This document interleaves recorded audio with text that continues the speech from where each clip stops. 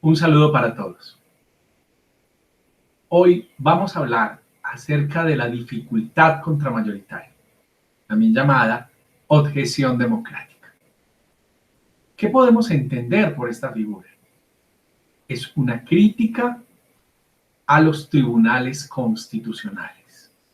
Es una crítica a aquel tribunal, en algunos países, la Corte Suprema, la Corte Constitucional, que aglomeran el poder, la competencia de dejar sin efecto las leyes o reformas dictadas por el legislador. No solo la ley como un producto general, impersonal y abstracto, sino que también la reforma que el legislador efectúa al ejercer su poder de reforma de la Constitución. Esto supone que un tribunal, que es una minoría radical, amparada en una competencia constitucional, en una competencia jurisdiccional, deja sin efecto las leyes emitidas por un organismo con una alta representatividad democrática, por un órgano electo por millones de personas. Esta objeción ha sido entendida por muchos como un defecto estructural del diseño de la Constitución. Mi objetivo con esta presentación no es solo tratar de definir adecuadamente este fenómeno, sino hacer un recorrido por las tres grandes vertientes que han tratado de interpretar adecuadamente este fenómeno y de solucionarlo. Esto es, la supremacía de la Constitución, la supremacía legislativa y la llamada supremacía popular. Adicionalmente, quiero presentar una propuesta alternativa para tratar de modular los efectos de la dificultad contramayoritaria. A esa propuesta la llamo constitucionalismo procesal.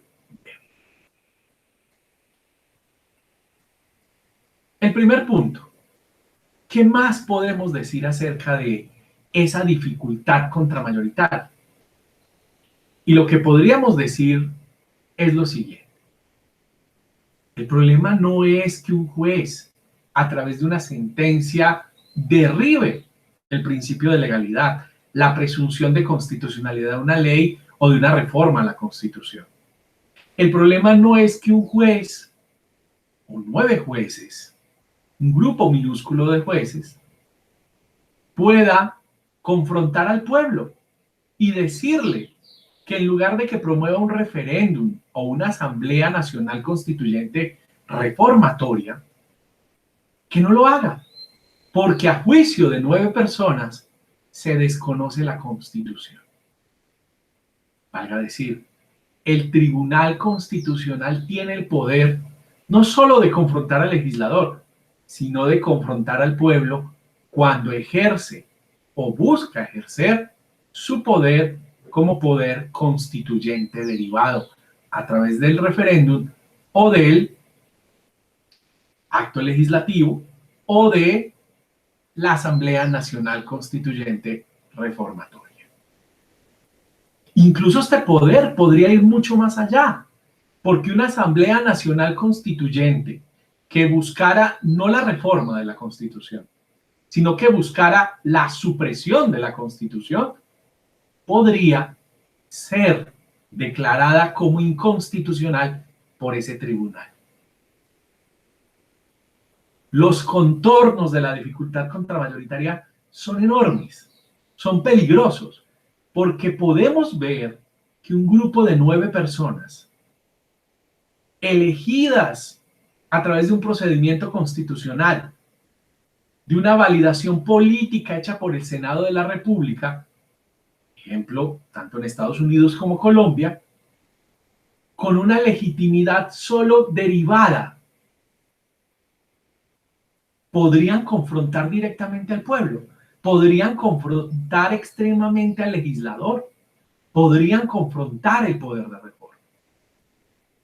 Esta confianza en el Tribunal Constitucional, en mucho se le debe a Hans Kelsen, en mucho se le debe al fenómeno de la posguerra, de tratar de crear esta mutación del diseño originario de la Constitución, un diseño que solo a partir de los años 20, e insisto, con fuerza después de la Segunda Guerra Mundial, empieza a persistir en la creación de estos tribunales.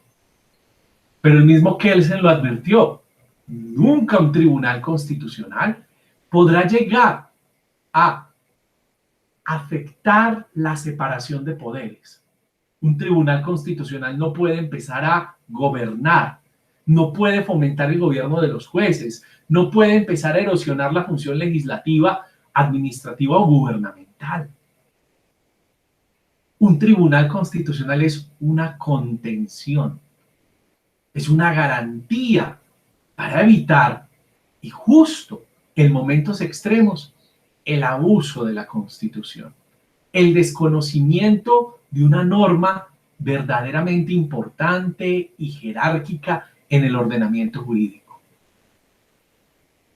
La búsqueda de Kelsen era contar con un tribunal especializado que garantizara que la Constitución fuera una norma directiva, jerárquica, contentiva de los principales elementos y estructuras para crear un derecho racional.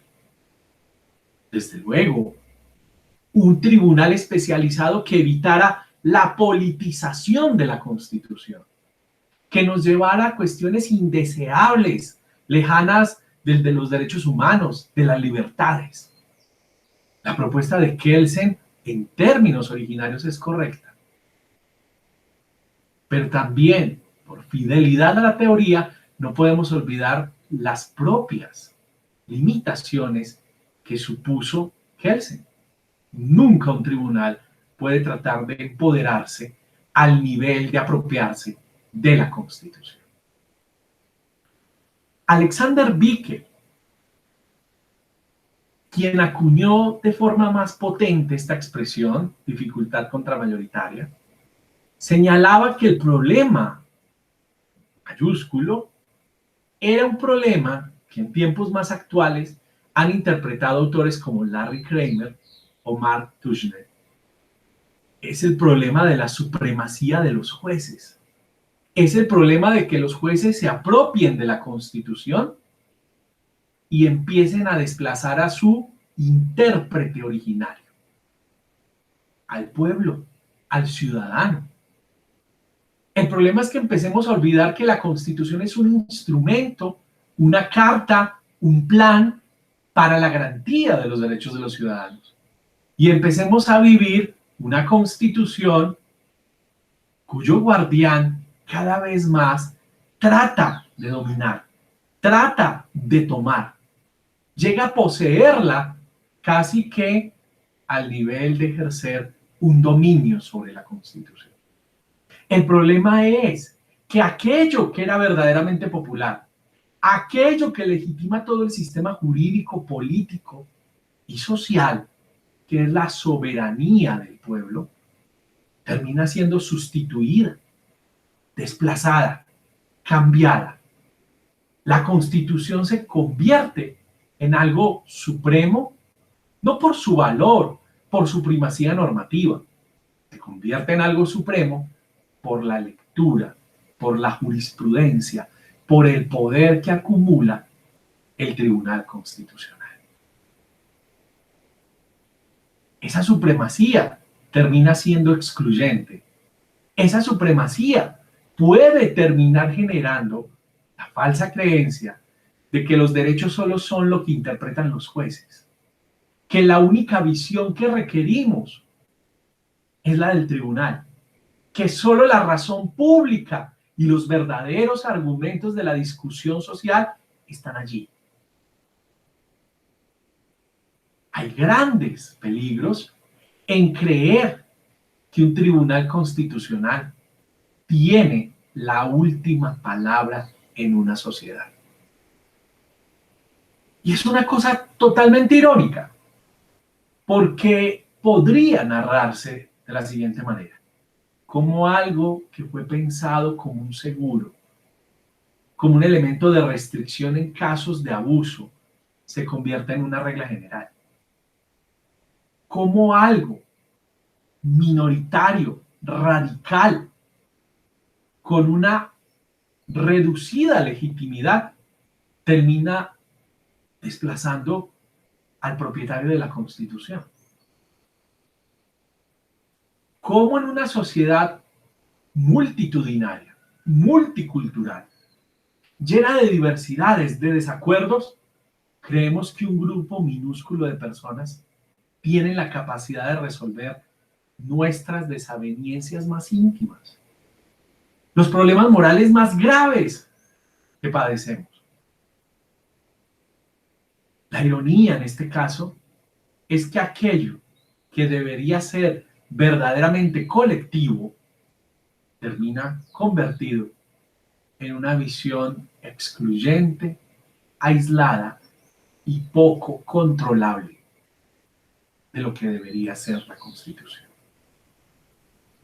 Por tanto, definir qué es la dificultad contramayoritaria es algo que va más allá de entender que un tribunal deje sin efecto las leyes dictadas por el representante del pueblo.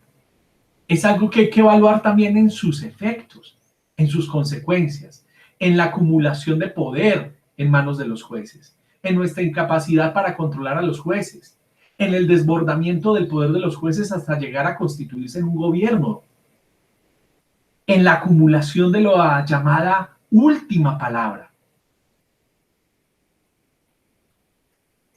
El problema de la dificultad contramayoritaria es hacernos creer que no podemos ocuparnos de nuestros propios asuntos.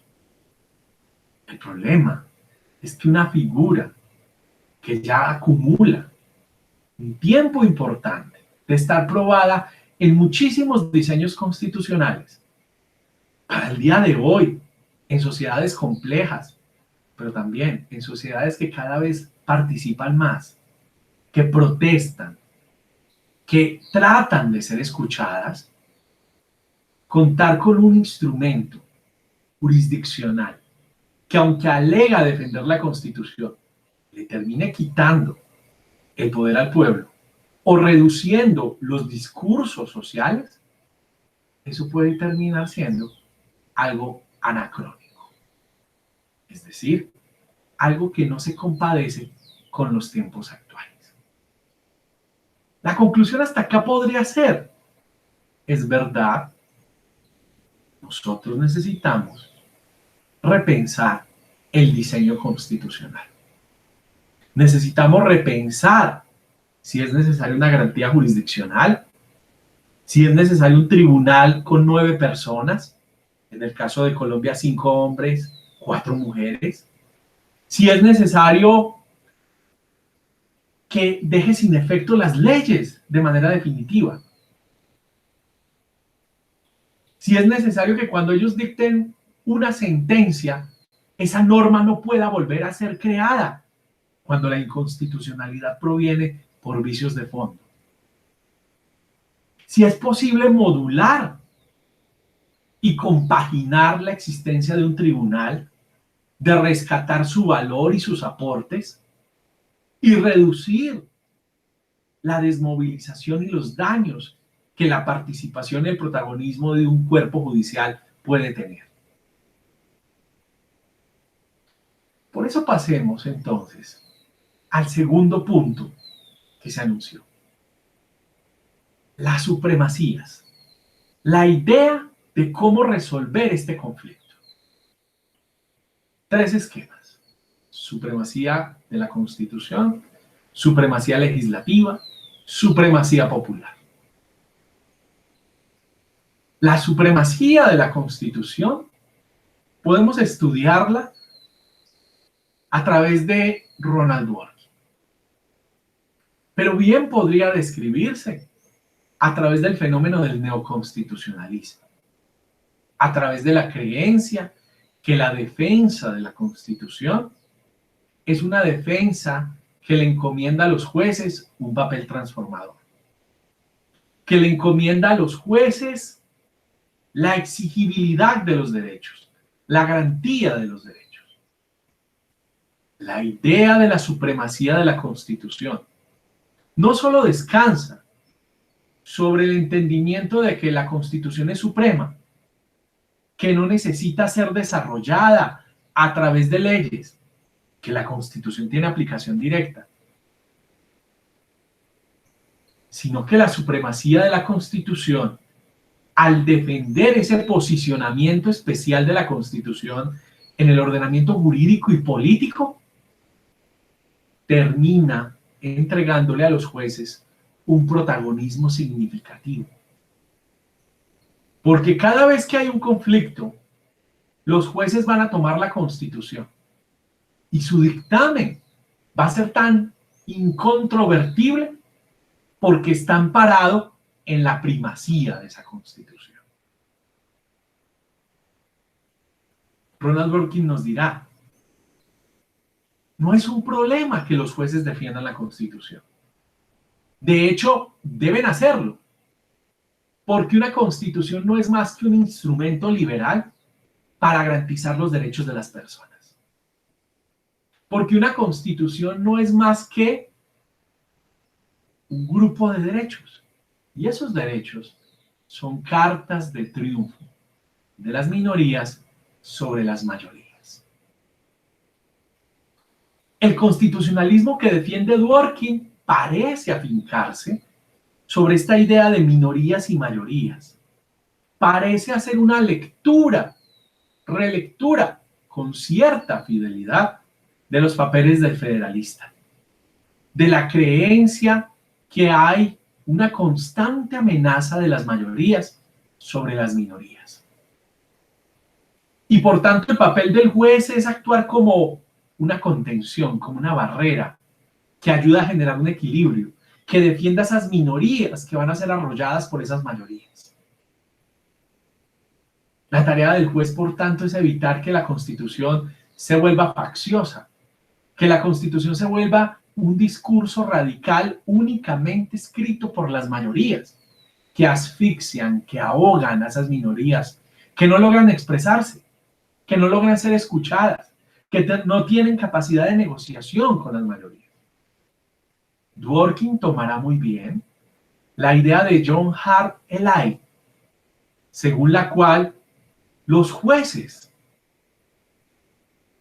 deben preocuparse por defender adecuadamente el procedimiento democrático, el debido proceso democrático, por mantener la libertad de expresión, por mantener la igualdad de participación, la igualdad de oportunidades, respeto y consideración, por mantener el Estado de Derecho, por respetar el precedente como un símbolo y un mecanismo de igualdad, por fomentar la equidad. Esto supone que entonces la Constitución tiene un carácter programático, que los jueces resuelven caso a caso, que los jueces descubren con su jurisprudencia. La cuestión para Dworkin sería, y mientras los jueces hacen esto, ¿dónde están los ciudadanos? Dworkin nos dirá que aunque toma la visión de Hart Ely, según la cual hay que defender el debido proceso democrático, y esa sería la única y la mejor posibilidad para los jueces, Dworkin no se va a conformar con eso, sino que le va a pedir al juez una defensa mucho más grande de las minorías, una exaltación mucho más grande de la igualdad como una virtud soberana.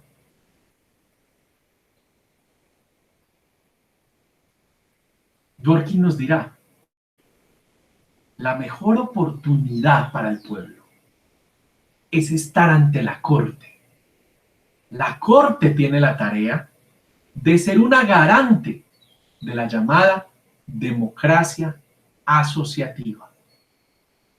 Para Dworkin, es manifiesto que la dificultad contramayoritaria traza un problema mayúsculo entre la Constitución y la democracia. Un problema que podríamos narrar de la siguiente manera. Cómo una Constitución que se crea y se desarrolla por la democracia, a la par está limitada por esa Constitución que creó.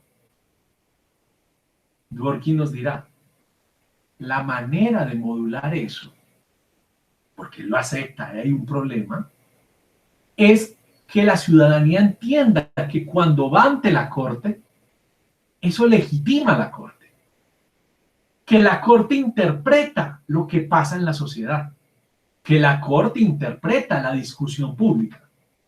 Que la jurisprudencia de la Corte es democrática, pese a que es dictada por 9 personas, interpretando los derechos que a todos nos interesan, esos derechos de las minorías, ese reducto de individualidad,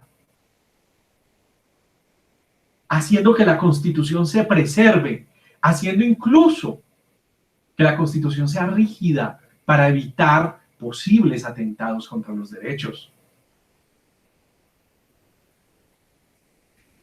Pero Dworkin nos va a decir además, esa democracia asociativa es una descripción de los derechos que un juez debe preservar.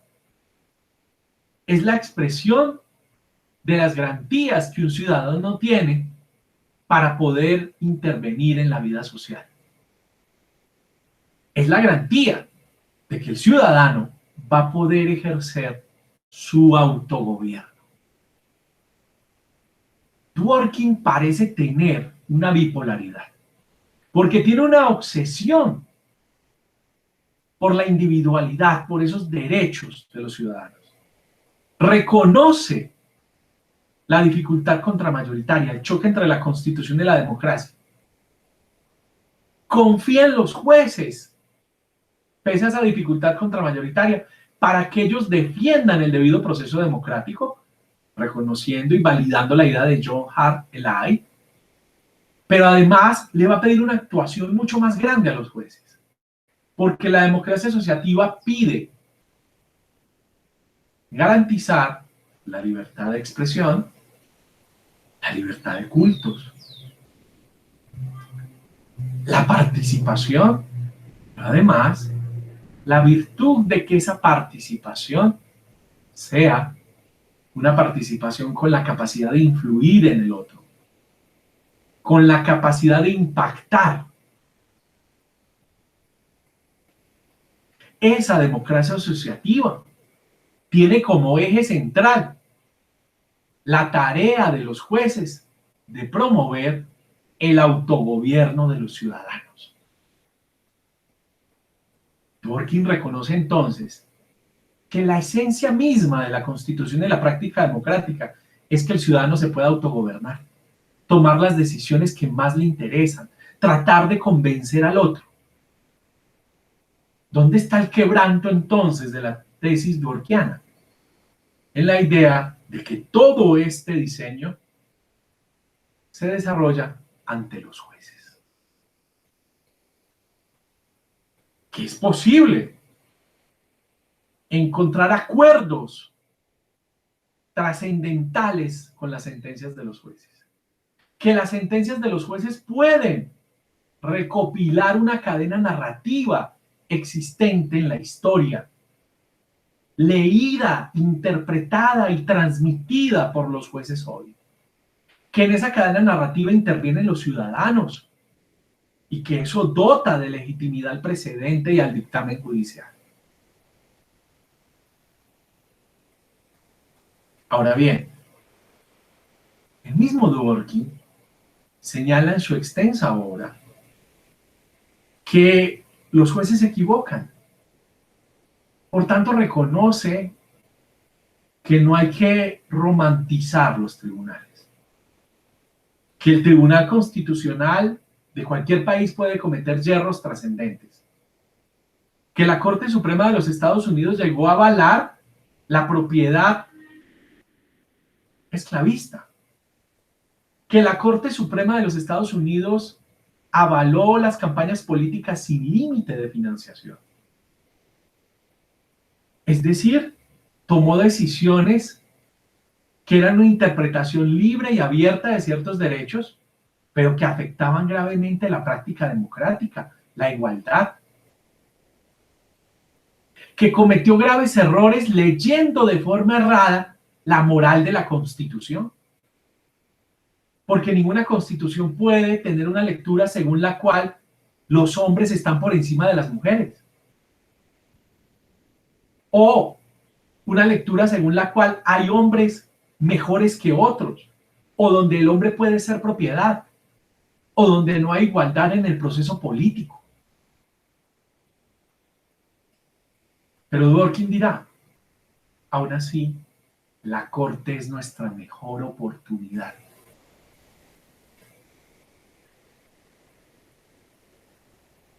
La supremacía de la Constitución tiene en Dworkin un defensor importante.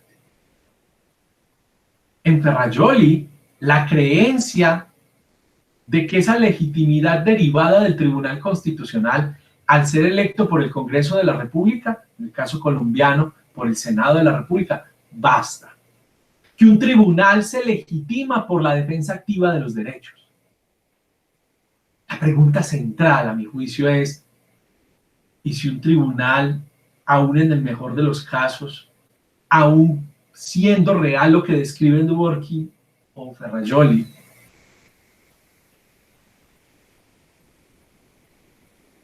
puede realmente garantizar la participación del pueblo? ¿Puede un tribunal lleno de expertos no terminar apropiándose de la Constitución? Y eso es un problema mayúsculo, porque se nos olvida que la Constitución es una obra humana, que la lectura de los derechos es una obra errática. Unos los leen de una manera, otros de otra. Hay un desacuerdo permanente. No tenemos jueces Hércules, no tenemos jueces con la capacidad de salvaguardar y ver los conflictos por encima de lo que lo puede patentar la sociedad.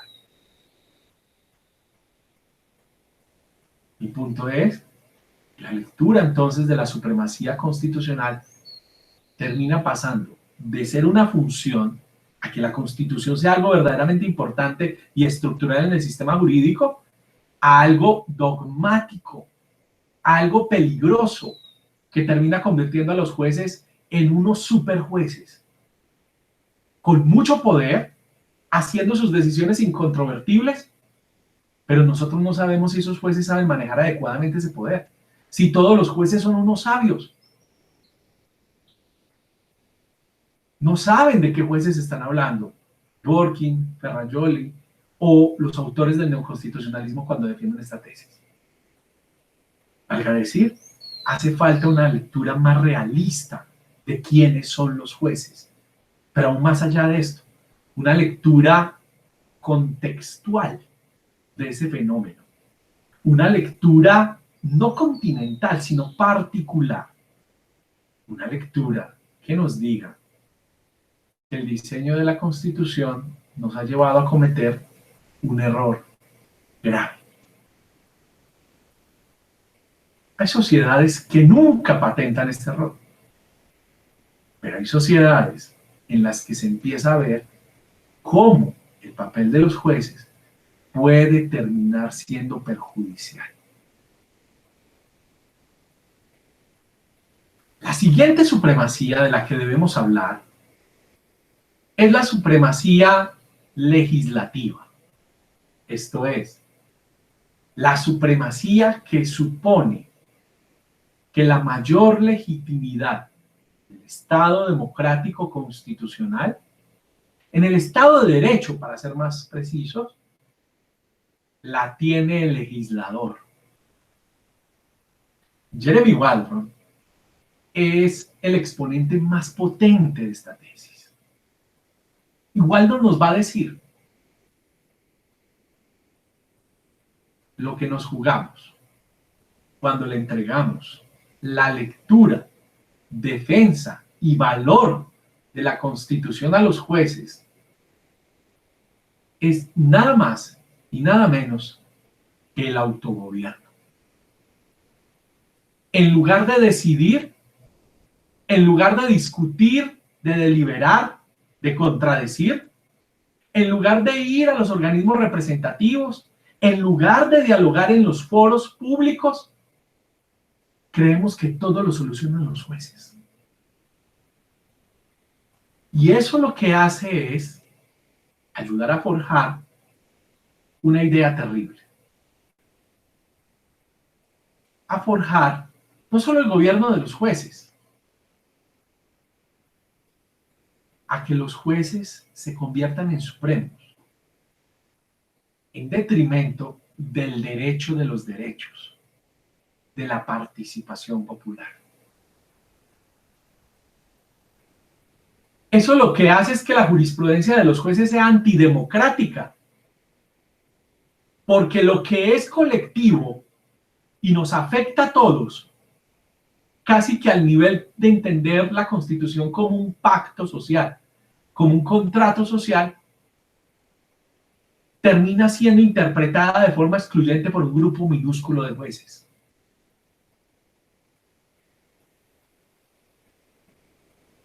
Eso hace que tengamos la peor versión de la Constitución.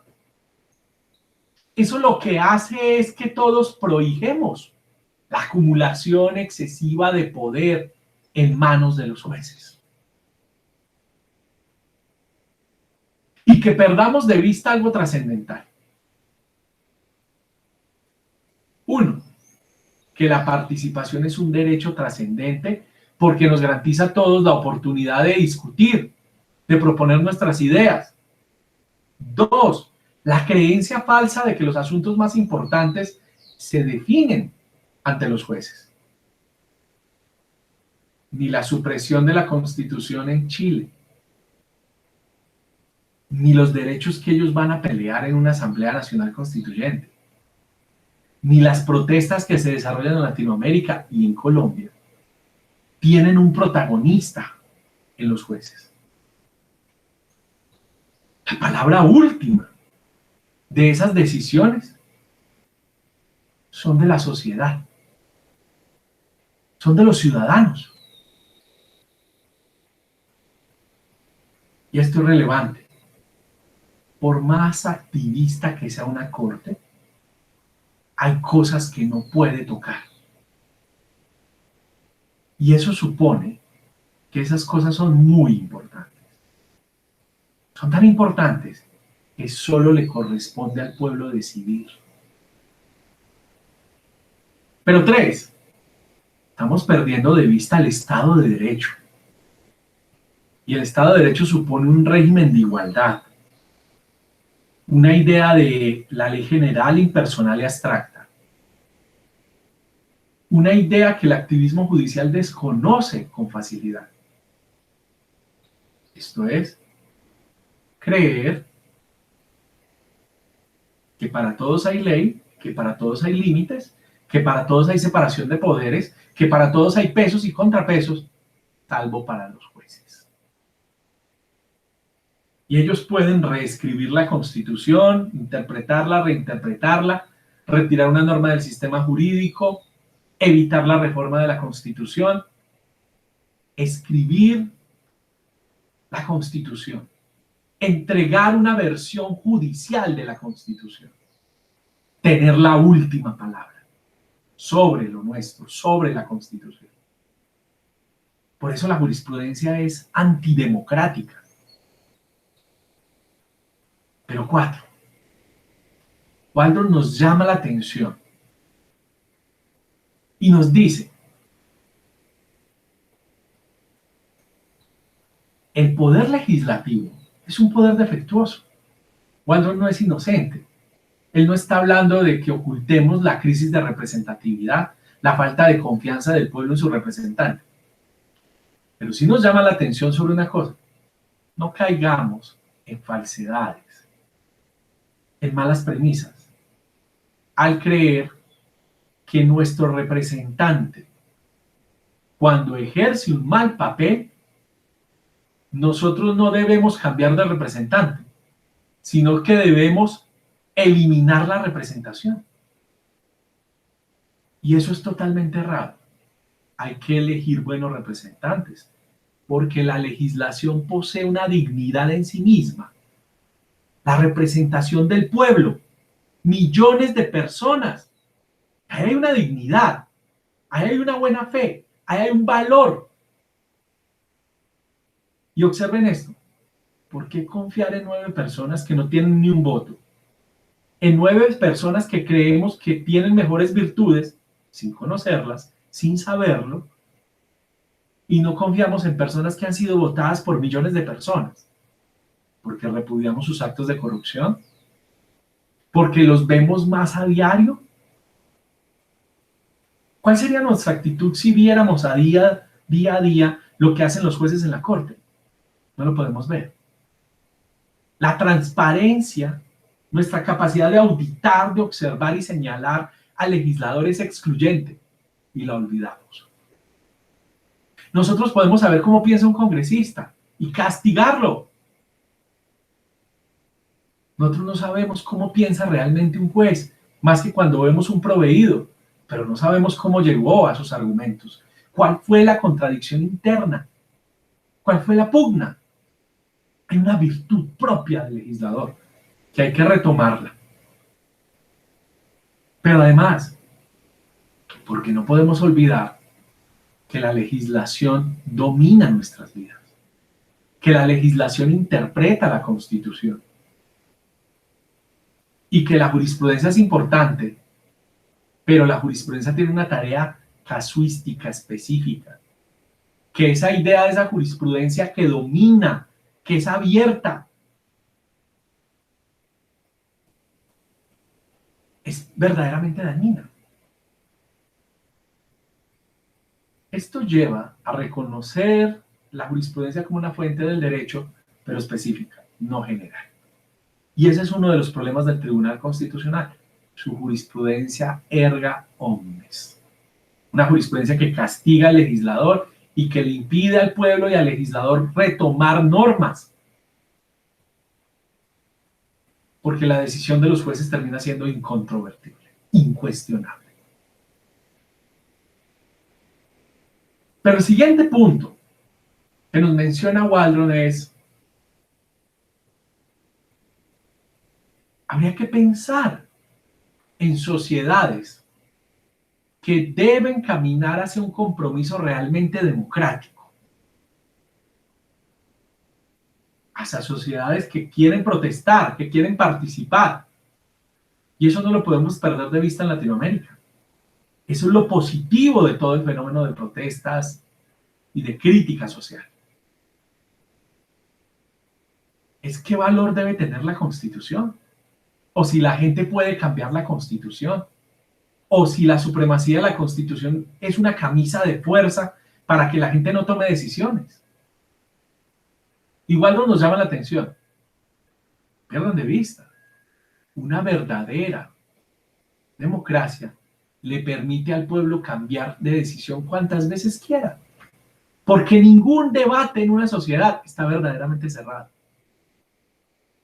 Si se aprobara una reforma tributaria, una reforma a la salud, todo queda acabado. La última palabra lo tienen los jueces. ¿Y dónde está la palabra previa del legislador? La palabra previa de los ciudadanos. ¿Dónde está la protesta? ¿Dónde está nuestra capacidad de solicitar la derogación de una norma? Nuestra propuesta de buscar una reforma popular. Esas no. ¿Cuál es el nivel del compromiso democrático? Entonces Waldron nos llama la atención sobre la necesidad de reflexionar eso. Sobre la necesidad de convertir la Constitución no en una norma suprema, incluso en una norma ordinaria. Diría yo, al menos una norma más flexible, que le permita al pueblo repensar sus decisiones, cambiarlas, mejorarlas, optimizarlas.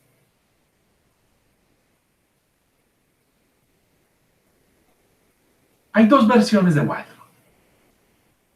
Una que dice que bajo estas condiciones Siempre millones de personas le dan legitimidad al legislador.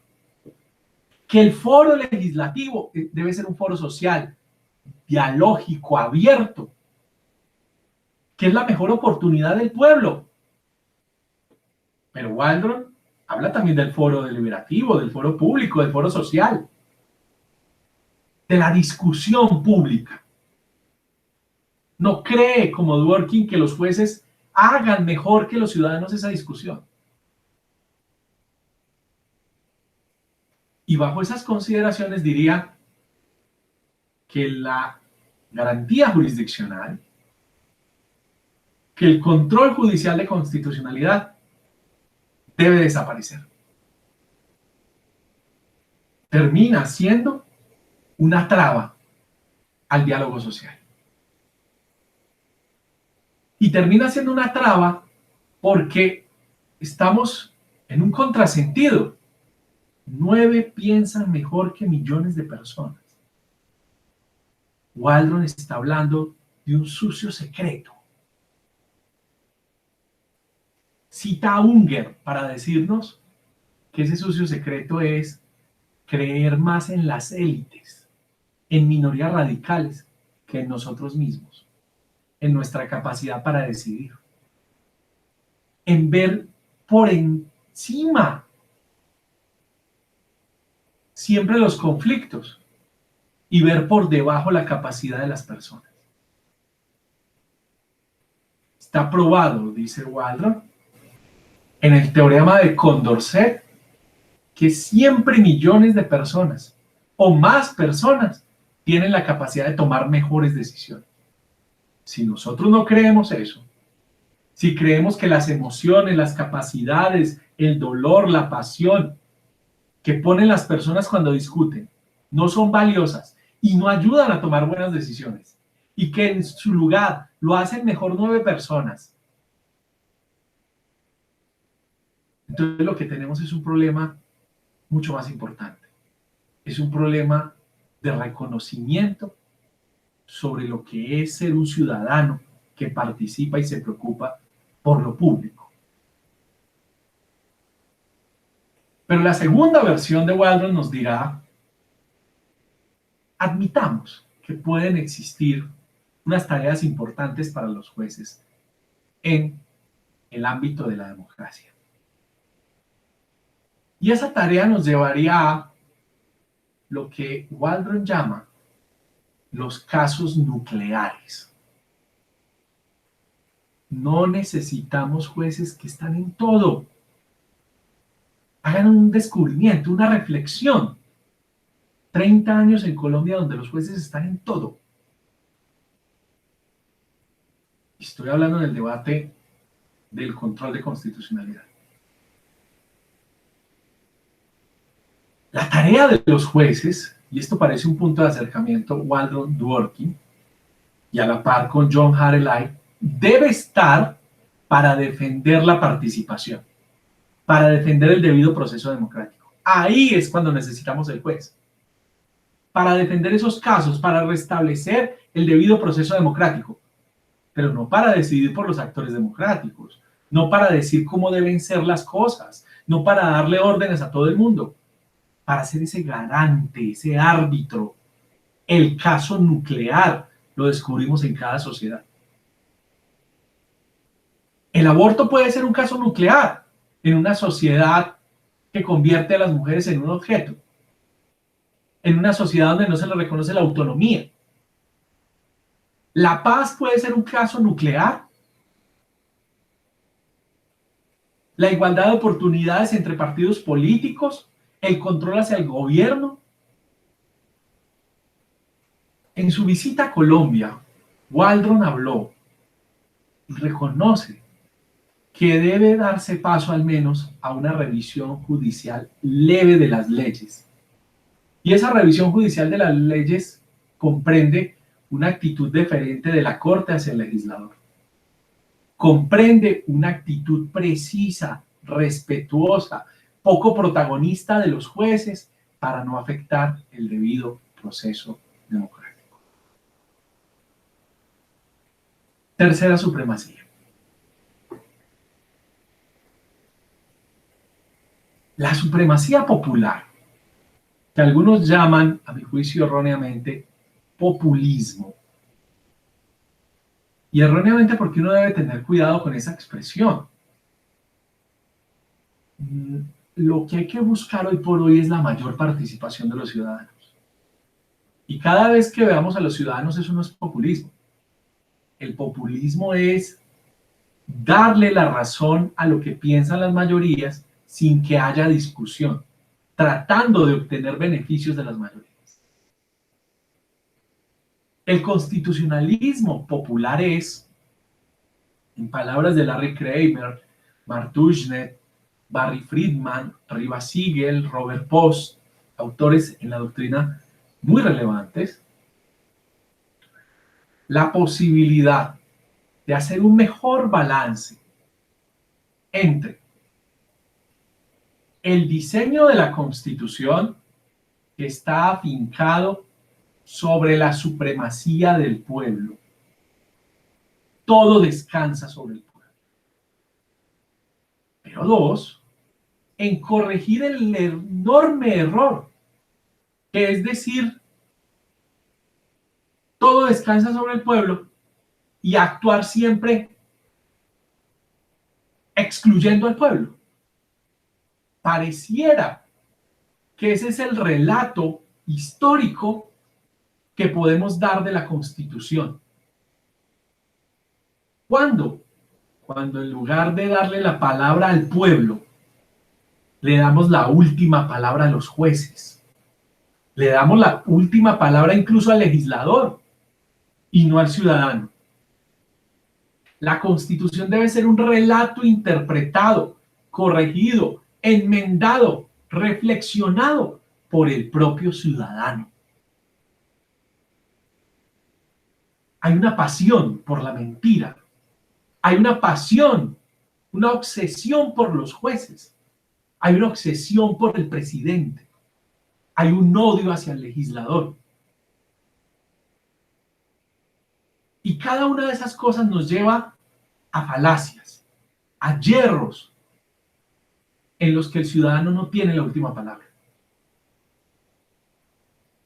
Nos lleva a yerros que distancian una norma colectiva, una norma popular como la Constitución, de su propietario. El constitucionalismo popular, por tanto, es la oportunidad de reflexionar la Constitución desde las bases sociales. Es la oportunidad de dotar de mayor legitimidad al gobierno, a los jueces, al legislador. Es también una crítica. ¿Quién toma realmente las decisiones? ¿5 hombres y 4 mujeres? ¿Quiénes son los magistrados auxiliares? ¿Quiénes piensan y promueven las tesis? ¿Quiénes son los abogados de la corte?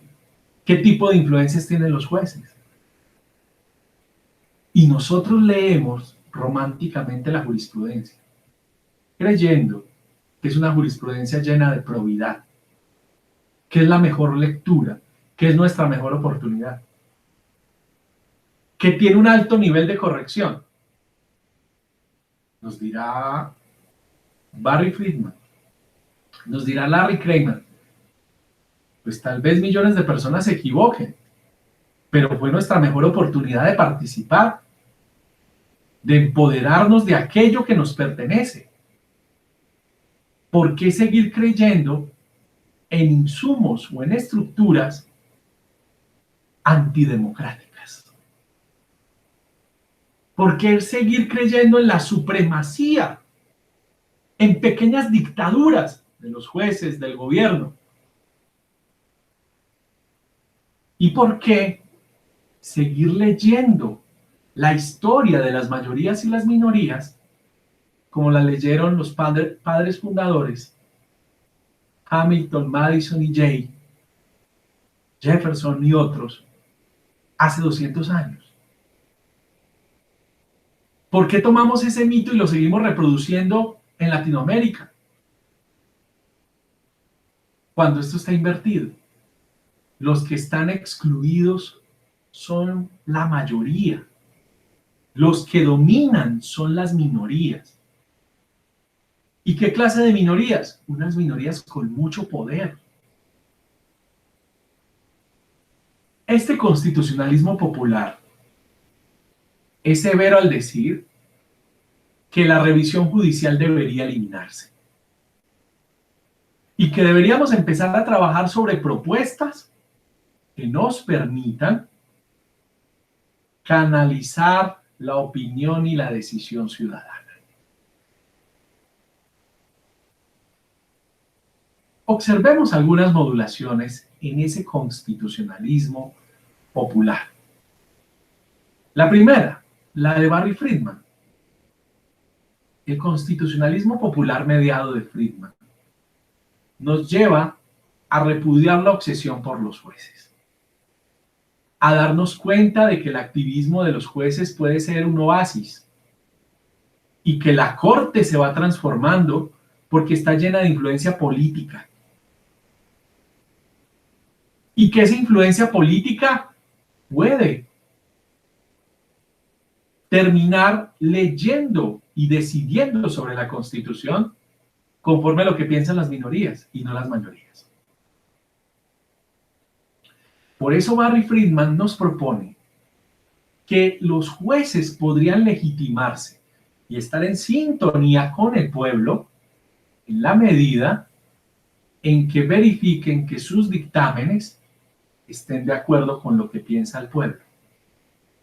Barry Friedman nos llevaría a elementos sociológicos para que el juez mire, estudie, determine y dictamine conforme a lo que piensa el pueblo. Podría echar mano de encuestas, de mediciones de opinión, de foros sociales. Y eso, sin lugar a dudas, ayudaría a legitimar las decisiones de los jueces.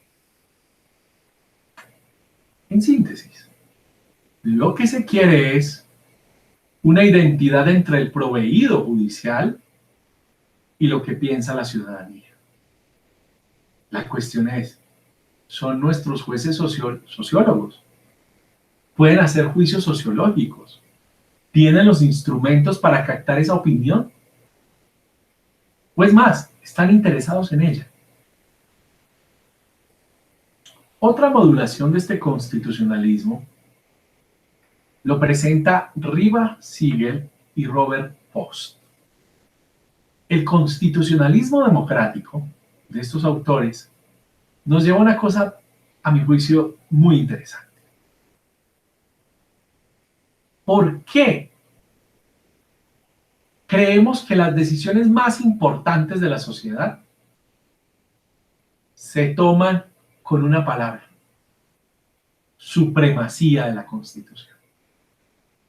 ¿Por qué creemos que el desacuerdo sobre la existencia de un derecho o sobre si ese derecho me entrega a mí cierta titulación o cierto derecho, cierta protección, la resuelvo diciendo que ese derecho es contramayoritario?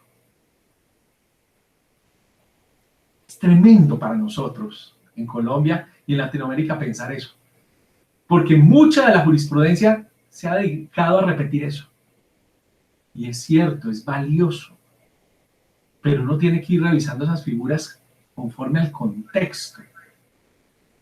Y cada vez que alguien tiene un desacuerdo, una diferencia, o alguien concibe un derecho de otra manera, así nos parezca que esa concepción es verdaderamente dañina, la única respuesta que le damos es porque lo dice la Constitución, porque la Constitución es suprema, porque este derecho es contramayoritario. Es decir, no importa lo que piensen ustedes.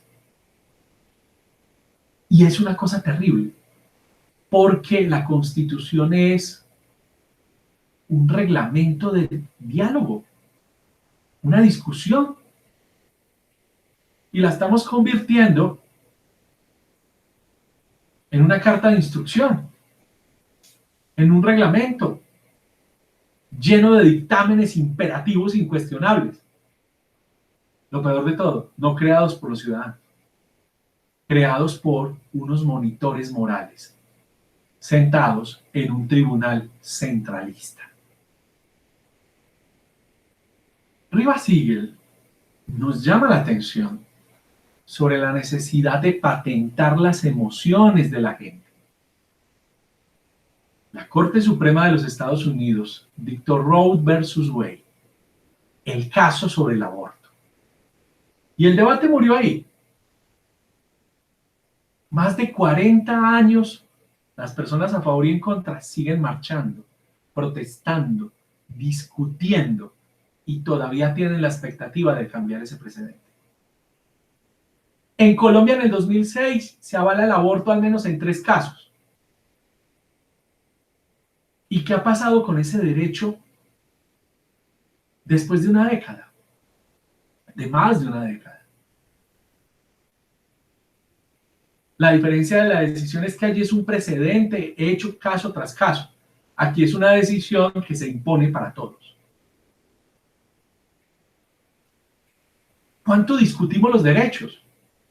¿O será que esa falta de discusión y la falta de entendimiento de la moral, del discurso, de las emociones de los que están en contra del aborto, es lo que ha hecho que ese derecho no termine de florecer, que no termine de ser comprendido?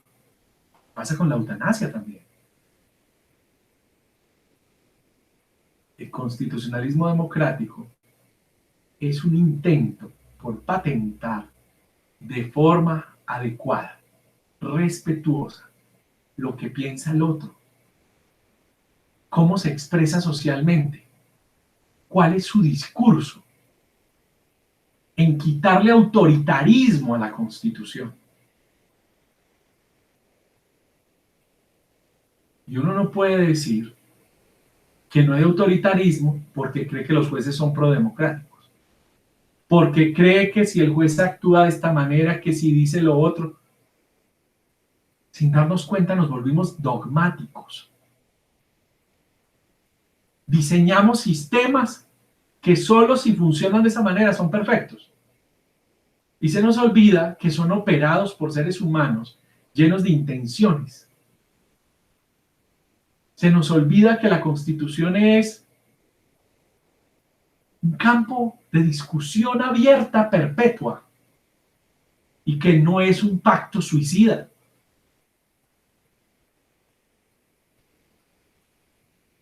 A mi juicio, hay mucho que aprender del constitucionalismo democrático, del constitucionalismo popular mediado, del constitucionalismo popular en sí.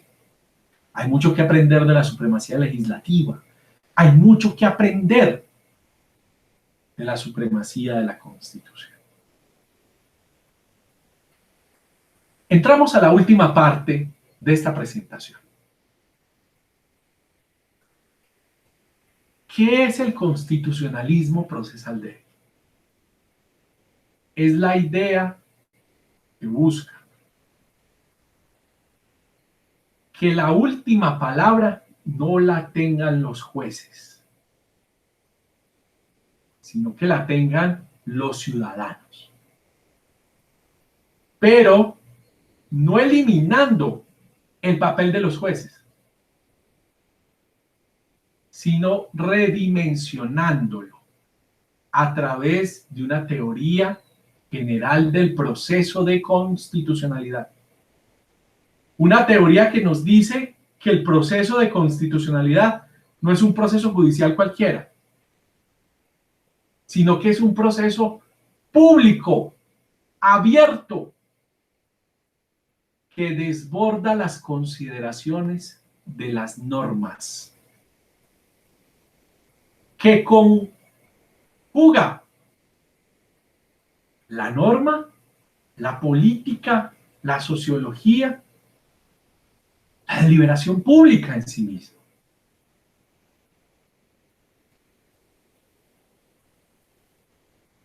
El constitucionalismo procesal débil pretende dotar de una función específica a los jueces. El constitucionalismo procesal débil consiste en revisar de forma específica y contextual ¿Qué tipo de medidas tiene que adoptar un juez para democratizar su decisión? Para captar la palabra ciudadana. Y eso puede hacer que el juez no tenga la última palabra, sino que el juez tenga una palabra intermedia, facilitadora. El constitucionalismo procesal débil consiste en que las decisiones de los jueces no sean incontrovertibles. Al efecto, haré una exposición, pero muy concreta, sobre las partes que debería tener ese proceso de constitucionalidad. Premisas básicas. La supremacía de la Constitución nos enseña que la Constitución debe tener un valor, que nos debemos seguir preocupando por las minorías, pero también nos enseña que los jueces no son infalibles, que cometen errores, que hay que evitar romantizarlos, que es necesario criticarlos. Y también nos enseña, como una crítica, la mejor oportunidad de los ciudadanos no es cuando están ante la Corte. Esa oportunidad es más bien para la Corte, llevar los ciudadanos allí. Pero la mejor oportunidad de los ciudadanos es cuando ellos deciden por propia cuenta. La supremacía legislativa nos enseña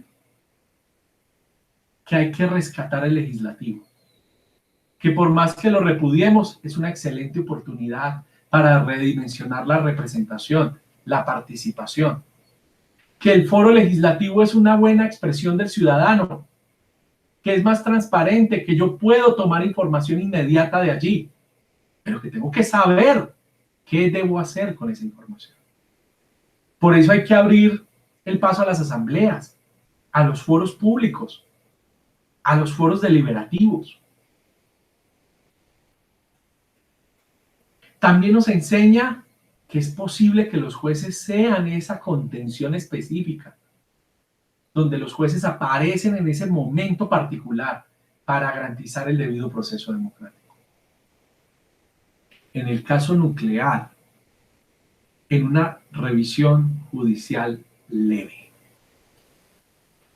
Y la supremacía popular nos enseña que hay que tener una visión crítica sobre la jurisprudencia, que hay que preocuparnos por que realmente las mayorías participen, que hay que convertir la Constitución en lo que siempre ha debido ser, un mandato popular, una norma colectiva, que hay que preocuparnos por discutir, por convertir a la Constitución en una norma más equilibrada, más igualitaria, y no en una norma elitista, no en una norma categórica y autoritaria.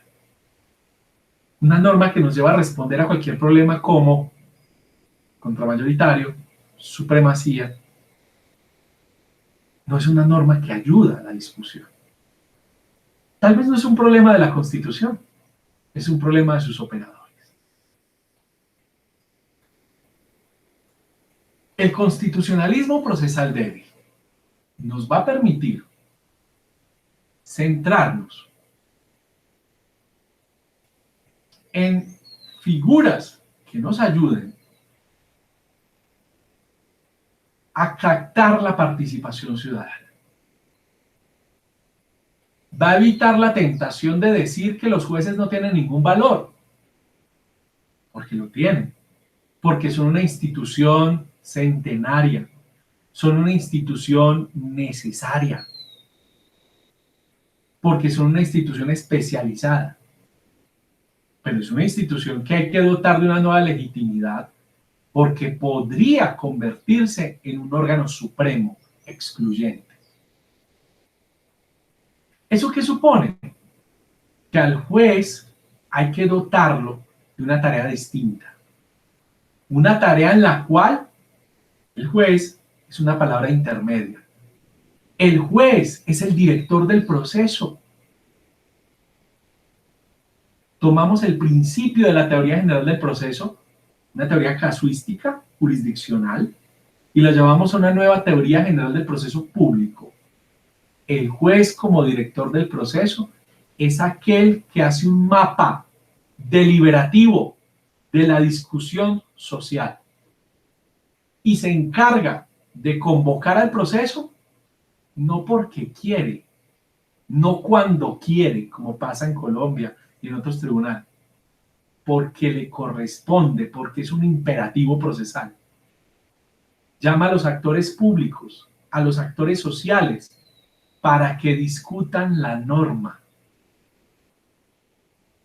Por eso esta teoría debe partir de las siguientes concepciones. Primer punto, una teoría pública del derecho de acción que le pide al ciudadano elementos mínimos para iniciar la discusión sobre la Constitución. Esta tesis repudia la idea de la reescritura que ha hecho la Corte Constitucional sobre la acción de inconstitucionalidad. Cómo la Corte le añade figuras que en lugar de hacer más popular la Constitución, la vuelven en una Constitución para letrados, en una Constitución excluyente. Le pide al ciudadano correcciones jurídicas que ni ellos o a veces los litigantes académicos entienden. Una teoría de la acción debe ser una teoría pública que acerque a todos los ciudadanos a la discusión. ¿Debe entonces la Corte tramitar demandas ininteligibles? Jamás. Pero esas correcciones las debe hacer el juez, su magistrado auxiliar, con el accionante. ¿Cómo? Fijando el litigio, discutiendo, corrigiendo.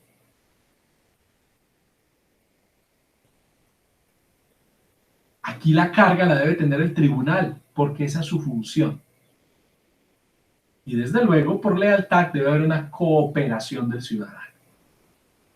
Una acción que está hecha para el pueblo, sin derecho de postulación, no le puede devolver al ciudadano, cuando pone en marcha la vigilancia de la Constitución, un requerimiento técnico.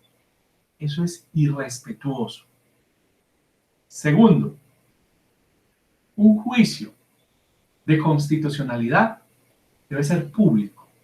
Y esto amerita la prevalencia del principio de la oralidad. Audiencias para discutir, para interrogar, para contradecir, para dictar sentencia. No por un capricho, por un gusto,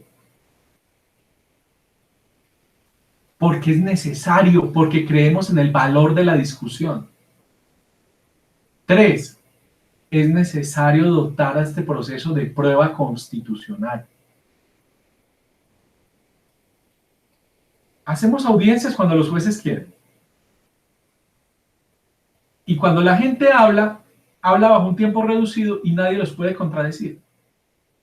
Es necesario contar en el proceso con peritos, con amicus curiae, con intervenciones populares libres, con intervenciones académicas, con la posibilidad de la contradicción judicial, con la pregunta judicial, con la contradicción de los autores, porque se trata del valor y significado último de la Constitución. Y parece que todos nos conformamos con que sea lo que interpretan 9 personas, encerradas, sin que las podamos ver, auditar. Y ellos hacen realmente la sentencia, la hace el magistrado auxiliar, la hace el abogado. ¿Quién la hace? ¿Con quién habla el magistrado? Esa discusión hay que llevarla al proceso.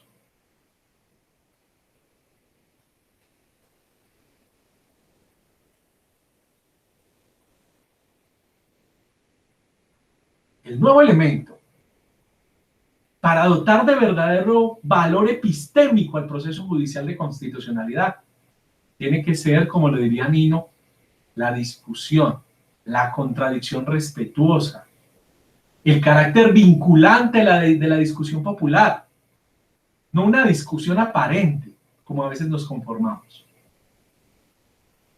pero también tiene que ser una lectura social, no centralista de la Constitución, una lectura territorial de la Constitución. Hay debates trascendentales que nos conformamos con que los decían en Bogotá. A nosotros nos importa en la costa, en la región andina, en el Pacífico, nos importa la Constitución. Nos importa que creen una cadena perpetua. Nos importa y es necesario saber qué piensa la gente. Es posible, de la manera más sencilla, organizar una asamblea, un foro experto, un foro ciudadano, captar esa información y entregarla al proceso judicial. Pero de nada serviría esto si nos dedicamos a recoger información y a discutir y no tenemos un fin, un objetivo. El principio de la consonancia le va a pedir a ese juez, facilitador de este grado de discusión, que esté obligado a responder a las propuestas hechas en esos foros, a evaluar la prueba constitucional, a evaluar los discursos llegados al tribunal en las audiencias. De no hacerlo, violaría el debido proceso y eso afectaría de nulidad el proveído judicial. Porque esta es una manera de controlar la supremacía judicial y darle la supremacía dialógica al pueblo, al que interviene.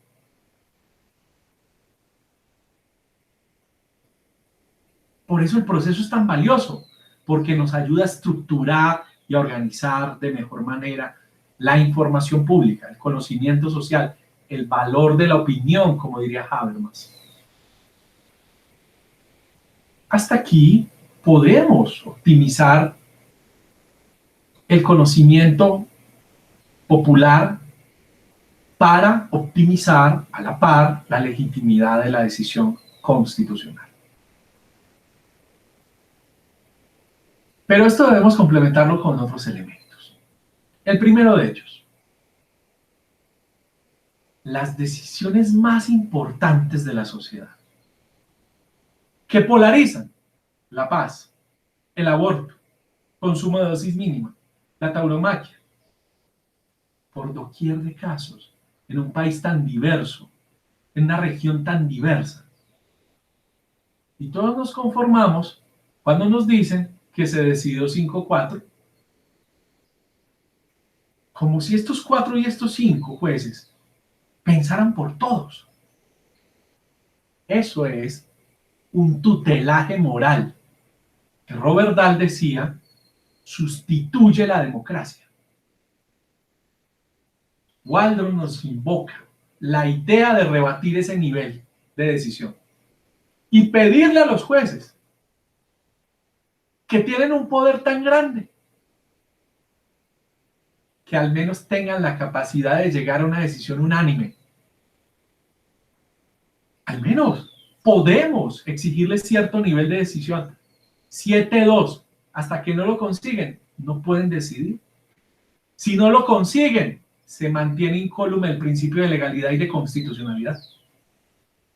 Pero es una manera de respetar por esa minoría radical a la mayoría de los ciudadanos.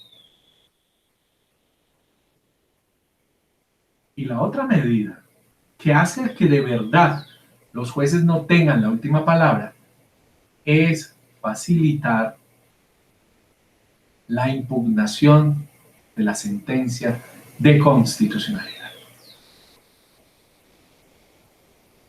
¿Esto qué es?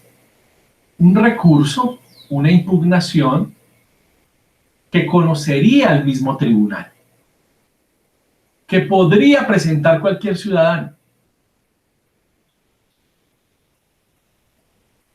y que podría estar centrada en la defensa del principio de la consonancia, si se prueba que el juez no falló conforme a la deliberación pública, que no valoró las pruebas, que desconoce el precedente. Y claro, en razones constitucionales que le muestran una contrariedad manifiesta con la Constitución o el derecho internacional. Bloque de constitucionalidad.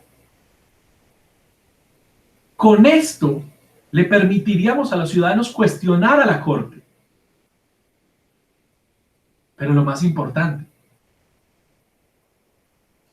es que esa sentencia no puede ser una cosa juzgada absoluta, una cuestión irrebatible. Debe ser importante que la Corte pueda modular cuando observe que hay una gran polarización, y eso lo va a captar en el proceso. Se hace un buen mapa deliberativo con la figura canadiense del notwithstanding. A pesar de todo, permanece la norma por un periodo de 1 año, 2 años, 5 años. ¿Para qué? Para evitar los perjuicios, para evitar el cambio de condiciones jurídicas de un momento a otro. Y esto puede ser por razones de orden público, estabilidad económica, por respeto a los derechos de los ciudadanos, a las expectativas sociales, pero sobre todo modula ese poder insoportable de la Corte, que a veces vemos de manera tan romántica. Esta es una breve descripción del constitucionalismo procesal débil. Es mi diálogo con estos autores para tratar de mostrar, a mi juicio, al menos, una propuesta más pragmática, más real, que pueda optimizar el control de constitucionalidad. Muchas de estas cosas se pueden hacer a través de la práctica. Otras podrían ameritar ciertas reformas legales. Para finalizar, ninguna teoría estaría completa, y creo que es un hierro manifiesto. Todos hablan de lo que deben hacer los jueces, pero como diría Platón, nadie se preocupa de quiénes son los jueces.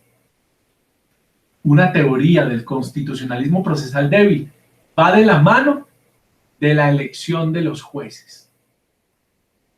¿Cómo se eligen los jueces hoy? Porque son amigos del presidente, porque tienen un apoyo de las bancadas en el Congreso. Pero nadie está hablando si es un experto, si tiene estudios de posgrado, si conoce el derecho constitucional, cuánta experiencia tiene, cuánta edad. Creemos que porque lo elige el Congreso con eso basta. No inspeccionamos su vida y apenas los empezamos a conocer cuando toman decisiones. ¿La sociedad sabía quién era Carlos Bernal? ¿Quién era el magistrado Lizarazo? ¿Ríos? ¿O los empezaron a conocer con sus proveídos? ¿Eso es adecuado? Si les vamos a dar un poder tan grande, deberíamos ocuparnos al menos de quiénes son. No hay proceso de selección infalible, pero sí podemos trabajar para aminorar los riesgos. Mi propuesta es una propuesta de la meritocracia. Elegir a los mejores. Y es cierto, tiene cierto valor platónico en el carácter de las leyes de Platón cuando decía que el magistrado debía ser el mejor, el ejemplar. Porque creo que si no trabajamos con cierto carácter republicano, cierto valor necesario e ineludible de la virtud, pues no vamos a conseguir los mejores resultados en ningún diseño. La meritocracia supone elegir a los mejores, pero elegirla a través de un proceso público, vigilado socialmente.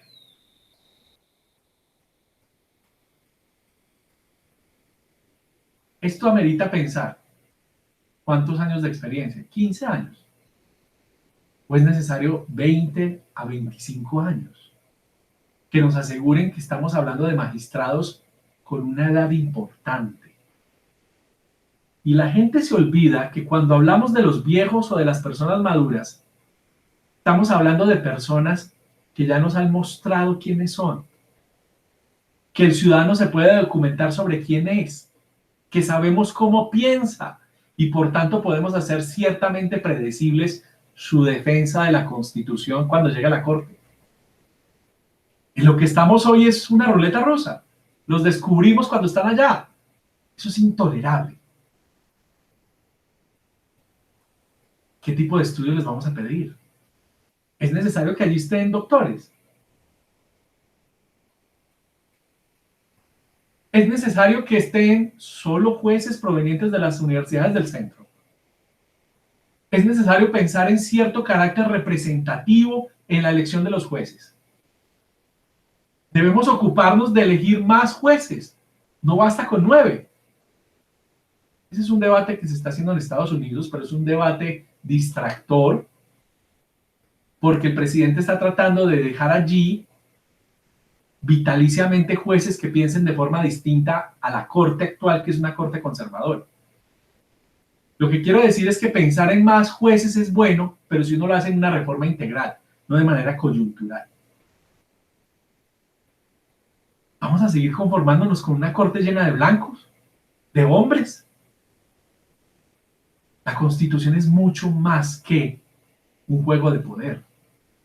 Entonces la meritocracia es una discusión sobre los mejores requisitos para elegir a los mejores jueces.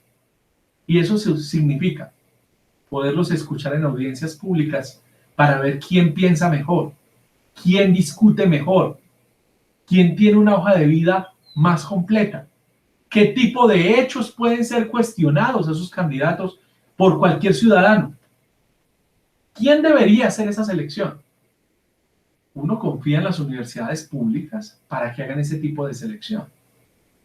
Pero esa selección no debe ser entregada totalmente a una universidad pública. Debe ser auditada por azar, como se selecciona cualquier jurado para las votaciones, para auditar el proceso de selección. Estamos dotando de legitimidad esa elección de los jueces.